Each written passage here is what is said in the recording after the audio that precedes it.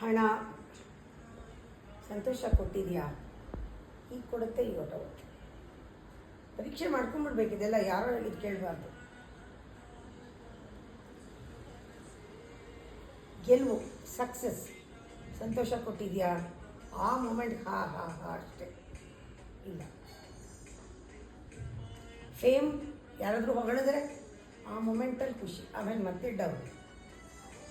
ಸಂತೋಷ ಇದರಿಂದ ಆಗತ್ತಾ?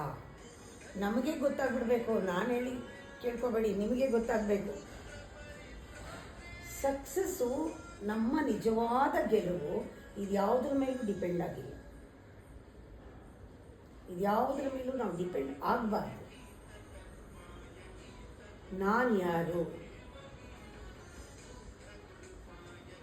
ನನ್ನ ಯೋಚನೆಗಳೇನು, ನನ್ನ ನಿಜವಾದ ಭಾವನೆಗಳೇನು, ನನ್ನ ಸಂತೋಷ ಯಾವುದ್ರ ಮೇಲೂ ಇಲ್ಲ, ನನ್ನೊಳಗಿಂದ. ಇದನ್ನು ಮೆಡಿಟೇಷನ್ ಬಿಟ್ಟರೆ ಇನ್ಯಾವುದರಿಂದನೂ ನಿಮಗೆ ಸಿಗಲ್ಲ, ಗೊತ್ತಾಗೋದು ಇಲ್ಲ. ಧ್ಯಾನ ಮಾಡೇ ತಿಳ್ಕೊಬೇಕು. ಆವಾಗ ನೀವು ನೋಡೋದೇ ಬೇರೆ, ಹಣನ ನೋಡೋ ರೀತಿ, ವ್ಯಾಲ್ಯೂ ಕೊಡೋ ರೀತಿ, ಜೀವನದ ಗೆಲುವಿನ ರೀತಿ ನೀವು ನೋಡೋದು, ಯಾರಾದರೂ ಹೊಗಳಿದ್ರೆ ನೀವು ತಗೊಳ್ಳೋ ರೀತಿ ಎಲ್ಲ ಚೇಂಜ್.